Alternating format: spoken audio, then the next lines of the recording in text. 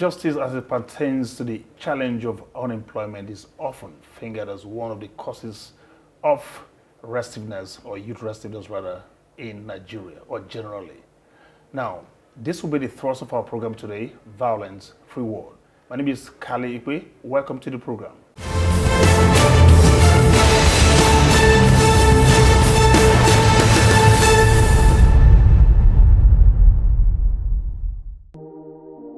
It is a well-known fact that radicalism usually prospers in the gap between rising expectations and declining opportunities.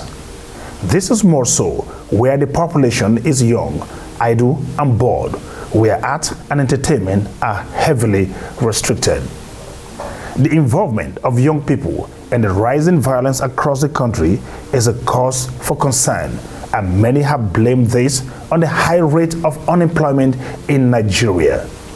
Every year, thousands of young people finish the mandatory one-year stint in the National Youth Service Corps without any hope of securing gainful employment or starting a business of their own. Generally, the frustration for the educated Nigeria is perhaps heightened because of a sense of entitlement their exposure to the good life education promises. Experts argue that this is a major contributor to the restiveness and violence in the land, given that there is also a rising spate of drug and substance abuse as well as rape and domestic violence. It paints a frightening picture of a situation threatening to spiral out of control unless something is done to tackle the problem. Government needs to create jobs. Government needs to make life more meaningful. We need policies that can that will enhance livelihood. Okay, workers need good returns on investments. Workers need life wages, not wage. Nigerians need to be able to own their country. There is a strong consensus that massive unemployment has led many youths to become elements of destabilization and threat to socio-economic peace, as more youths are now used by unscrupulous politicians to cause havoc in the country, especially during elections. While the federal government of Nigeria puts the unemployment rate at 23% and 40% respectively, it is believed that over 70% of youth population in the country is unemployed. The federal government, in response to this challenge, claims it has created over 7 million jobs in the last 4 years, which, according to the Minister of Labor and Employment, Chris Ngige, should not be looked at from a white-collar perspective alone, as indeed so much has happened in the agricultural sector, something he calls the blue-collar job. I have not seen the efforts of government manifesting practically on the streets. Everywhere you go, you see Nigerian youth getting involved in all kinds of things. Today, the things I see are that Nigerian youth are becoming more creative in terms of creativity in the arts, music, and things like that to get themselves engaged, because there is no longer free money in the streets. But in terms of government projects making an impact on pulling people out of the streets or out of poverty, I don't have the statistics, but from what I'm seeing, I don't see any impact. Youth need orientation again. The youth need more food. We need to focus on the youth. Anything that will make the youth as great as they should be, we need to do that. The Central Bank of Nigeria has also announced a program to create 10 million jobs in 5 years as part of the Buhari administration's plan to lift 100 million Nigerians out of poverty in 10 years through job creation and economic diversification.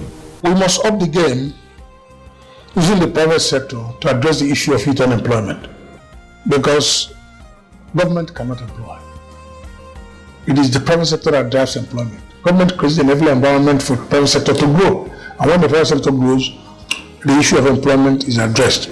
I'm worried that what's happening now, if the ratio of the youth coming out of school cannot find job and they must feed, the only option left for them will be to go into violence. And so this is one area government must look into. Finally, while government the private sector, and others continue in their efforts to resolve the unemployment challenge, we must remember that the situation has reached a critical point. Violence is sadly becoming an alternative to many people. If we must rescue our nation, therefore, from total destruct, then the pace at resolving the unemployment challenge must turn quicker. A violence-free Nigeria, and indeed a violence-free world, is possible.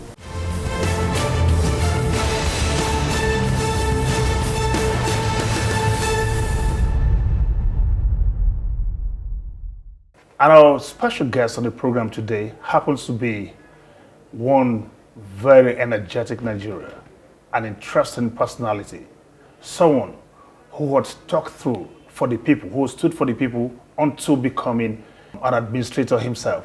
Festus Keyamo, Senior Advocate of Nigeria, Minister of State for Labor and Employment. You're welcome to the program. Thank you very much. All right, now, Mr. Keyamo, tell me, the challenge of banditry, insurgency, kidnapping is often seen as a situation that is necessitated or prepared by this challenge of unemployment. What would you say to that opinion? Well, I don't think I will argue too much with that. Our unemployment situation is not very salutary. It's nothing that we should be proud of. We can spend some more minutes analyzing the situation, what we are doing to tackle it, and all of that. But then it's very clear that if our youths were to be productively engaged, if they were to be employed, fully employed, because many are also underemployed. Underemployment is also unemployment these days too. If that had been the case, then we can reduce these crimes that we notice, we see all over the country, whether it is kidnapping, banditry, armed robbery, and even other smaller crimes. They normally say that an idle mind is the devil's workshop. And I think that's what we are seeing in most of these cases. With a population of over 200 million Nigerians and growing, plus the infrastructural deficits that we have in the country today, is becoming increasingly very frustrating, not just to the individuals themselves, but even to the government. But just how frustrating does it feel? Now, at least you're in government now, and you know the minds of government. How frustrating does this feel? It is a culmination of years and years of neglect of most of this infrastructure. Whether it is power, whether it is roads, whether by rail, or so many other infrastructure, there is a huge infrastructural deficit that we are facing. And it adds to the poverty rate we see in the country and even the African continent generally. Because lack of infrastructure breeds poverty. If you have good roads network all over the country, the farmers will be able to bring their produce at cheaper rates to the town and to other cities to sell, and so you can lift them out of poverty. If you have power, especially power, the macro, small and medium-scale enterprises will spring up. They will operate at full capacity, and once they operate at full capacity, they can employ more people and earn more money. There are some businesses I know, even the macro businesses and micro businesses, they may operate maybe in 1 hour or 2 hours in a whole day, because that's only when they can get power supply, if they cannot afford the generators. And so because of that, they cannot operate at maximum capacity. And that, of course, leads to poverty. It leads to less earning and leads to poverty. So it is frustrating. I only painted this scenario to let you understand that it is actually frustrating for government. But let me tell you this. I may not be right with the figures, but somebody once said that, look, to bridge our infrastructural gap, to remedy our infrastructural deficit, we may be needing something in the region of trillions of dollars to put the roads right, get power, and all of that, and put all the rail networks. We are trying, of course, to build the rail now, but we need a lot more than that. to build a complete rail network in the entire country. This is a drop in the ocean. It's a drop in the ocean. I can agree. I mean, we need goods train. Apart from people's train, trains that convey human beings. We need goods train all over the country, because goods train is even as more important than the trains that convey human beings, because to convey products. Can't you see trailers, tumbling all over the country with bad roads? First of all, it takes days for these goods to arrive at their destination because of bad roads. The trailers are falling, containers are falling because of bad roads. If you had a good train network, all of these things would move, at supersonic speed to their different destination, lesser time, quicker turnover of these goods, and then you go back again to import or go back to the market to purchase them. So we need all of this in this country. So we are talking of trillions of dollars. You just alluded it is a drop in the ocean. Yes. Can I be right therefore to think that you're feeling frustrated, or government is feeling frustrated with the situation as well? When you say frustrated, Yes. It's not frustrated to the point of solemn resignation. Yes. It's frustrated to the point that, we wish we could have done more if we had more resources. We wish things were done right earlier before we came. Because when governments in the past were earning more money, they should have saved, they should have invested in infrastructure, they did not. We're not even talking of the PDP government alone, right from the time when we had the oil boom of the 70s and all that, we should have done better. We should have diversified the economy at that point. We shouldn't have relied on oil. We shouldn't have allowed the agro sector to die for some time, and other sectors like in mining and all that, we shouldn't have allowed them to die. But for many years, oil killed other sectors, because we had free money from the oil sector. Right now, we can hardly sell our oil. Our ships are on the high sea looking for buyers. We can hardly sell our oil now to even feed ourselves. So that's the problem. It's not, the frustration is not, we can no longer do anything. It's just that it's some kind of wish that we could do more, or we could have done more if we had more resources. But then, I can assure you that even with the least resources we have, we are trying the best we can to do much as we can't do everything, as much as we can before we leave office, for other people to continue from where we stop. Now, Honorable Minister, given the meager resources that most Nigerians earn, I don't know, are we just trying to fulfill righteousness and the people are just trying to keep up? You know very well too that these earnings that most of them make would not be able to keep them. Somehow, some people say this is how corruption itself is promoted. What do you think we can do to this situation? How do you pay a man 30,000 naira, or you pay a man 50,000 naira? He has kids, they have to go to school, and you expect him to keep up, and you think he's got a job, and you say at least it's better than nothing. I understand, but deep inside of you, how does it resonate? Yeah, let me say first of all that I wish we could do better if we had more earnings. But before I say so, before people will say, I'm defending 30,000 as the best that Nigerian workers deserve, I am not. But let me make one point very clear about those who compare us all the time to those who earn money in Europe and in America, to say, they are always quick to convert the 30,000 or 40,000 to dollars and to pounds. And they'll say, do you know that means that you are earning just 2 pounds or 10 pounds in a month, or 10, 20 pounds in a month? People are used to that kind of comparison. But then, those same people, they fail to tell you too that the cost of these goods, the cost of ordinary items also in America and in the UK, they are double or triple the cost of ordinary items here too. Go to the supermarkets in the UK. Go to the supermarket in Europe. At times, you travel abroad, it's difficult for you. At times, if you convert your pounds to naira before you buy something, you will never buy. If you know the cost of conversion, you will never buy them. Very true. You will not. So that's the truth. Because a pound now is about 500 or more now, close to 600 naira. That is 1 pound, 1 pound. Yes. And in many cases for us, when we're in UK, it's easy for us to bring out 5 pounds and buy something. Do you know what 5 pounds is? 5 pounds. That's a lot of money. It's more than 2,000 naira now. But we equate it with our 5 naira We here. equate it with our 5 naira here. Yes. So I want to make that very clear too, that there's no comparison. And then the prices of food here are cheaper.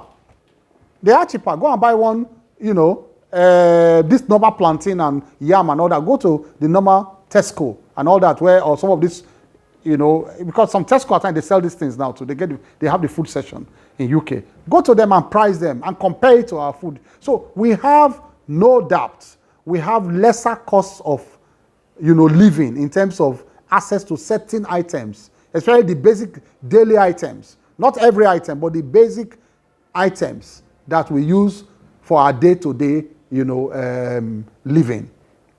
They are cheaper here, no doubt about that. Most of them are also locally produced, because when you are converting them, when you are converting this earning to dollar and pound, you are assuming that these items are imported. They are not imported. Most of our basic things we eat here, they are locally produced. So you cannot compare them at all. Let me come back to your question. I'm not happy. We can do better, because really, 30,000 minimum wage is really, really nothing for a family or even a Nigerian worker to live on. It is nothing to live on. However, what are we earning? What is available to government? What's available? And of course, also that we are still trying to clean up our register, our wage register. And that's why government has decided to introduce the IPPIS to ensure that ghost workers are eliminated, to ensure that it is those that actually work for government that are paid.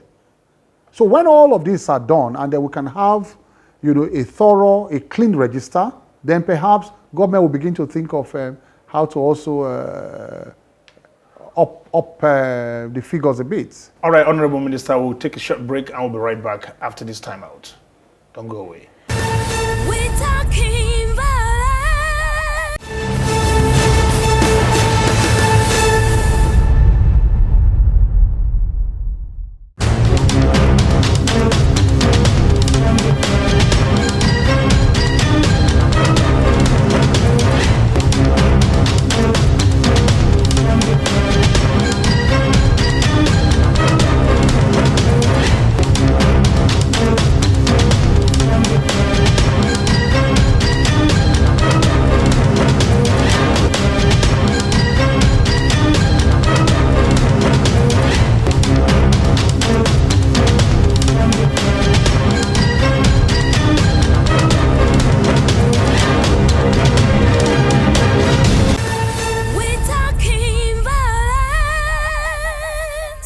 Welcome back. This is Violence Free World, and we're still talking with the Honorable Minister, Barrister Festus Keyamo. Now, Honorable Minister, you've been in the news lately rather controversially. You were seen as being very, very combative with the members of the National Assembly as regard one particular issue, which is that that you call the 774,000 jobs that's meant to cater to at least 1,000 persons per local government per Nigeria. Am I right? Yes. Now, I don't know, why did he have to go that? Why did he have to go at rancorous? Why does he have to take this? What's wrong? What is wrong? Well, I don't think anything is wrong, and I think we should look at everything in the proper context. I don't think it was. I will even see it as rancorous. With my learning and my training, I was just insisting on provisions of the law. And I also want to appeal, to people too, those who saw it as obstinacy, to say that, look, insisting on constitutional provision is not disrespect. It's not obstinacy. It's just, we all swore to uphold provisions of the Constitution. All of us, all public officers, we swore by oath. We swore before God and man that we should obey, we will conduct all business of government in accordance with law and provisions of the Constitution. So with my own training and learning, I cannot come into government and then see that things are not done according to law and the Constitution, and then I decide not to point it out. Pointing it out and insisting on it is not obstinacy, really. It's not disrespect. It's not disrespect. It's just that I cannot be cowed to silence when I see things going wrong. It is my duty, it's part of my right to speak out, to say it shouldn't have been done like this. That's all I did. Different arms of government, they have their different functions clearly spelled out in the Constitution. the executive they have, the judiciary they have, and legislature, of course, they have very clearly spelled out, duties and functions. And so when there is an attempt to cross into my own territory, I have every duty to protect that territory. Cooperation between arms of government does not mean subservience of one to the other. We must make that clear. Cooperation and peace does not mean that, that peace means that one will override the other. And because of that cooperation, once they override you must keep quiet because we have decided to work together. No. In fact, cooperation means we should all clearly define our rights, obligations, and duties and stick to them. That is what the cooperation means. Did you fear that was going to cost you further cooperation from those, and when it concerns your office next time you're going there? Are you going to be panicky or that kind of stuff? No. I don't know what you mean by that. I don't know what you mean by that. What I meant by that is... See, what is it? Let me make this very clear. Public office is not an everlasting office. It's not a do or die office. Public office is come today, come to go tomorrow. I came from a very, very settled private life, and you know that. The country knows that. I've gotten to the height of my profession before I came to public office. Public office is to serve. We must see it in that respect. You see, people who hold on to public office tenaciously, they are using it for nefarious purpose. They are using the public office to advance some personal aggrandizement. If you are not using the public office to advance personal cause, it will not be difficult for you to leave public office. Public office is not do or die. It's not at all. We must see it in that context. Okay, let's come back to the meat of the matter now, properly, which is these 774,000 jobs. Now, this is for a limited period of time. Yes. And even the sum itself is meager again as compared to the cost of living in Nigeria. Now, do you think that this is the right way, this would have been the best way to go, rather than giving this as an investment rather somewhere? Because very soon, as soon as these people begin to get used to it, it's gone. So ultimately, would you think you have done much for these persons? Like feeding me in the afternoon? Let me first of all disagree with you that it is meager. It is meager at your level. It is not meager at some other level. If you know the target audience for this job, then you know it is not meager. No government in history has targeted the laborers who are a vital part of this economy. Can you build a house without laborers? People who carry blocks, who carry cement, who are unskilled, they call them unskilled labor. If I think back so much, I don't think there's any government that has targeted them in a very huge way like this. The problem with our elites is that when they feel that once any government program comes out that tries to address unemployment and all that, the first thing you think about are the young graduates. The second thing you think about maybe are the middle class, some kind of middle class. That is the mentality of our elites. There are other programs that target them, of course, target the young graduates. You have the Empower program there. You have SMEDAN. You have so many programs at SMEDAN, ND, many programs within government, departments that promotes, skill acquisition and all that for young graduates and, the educated people, the young educated people, Nigerians.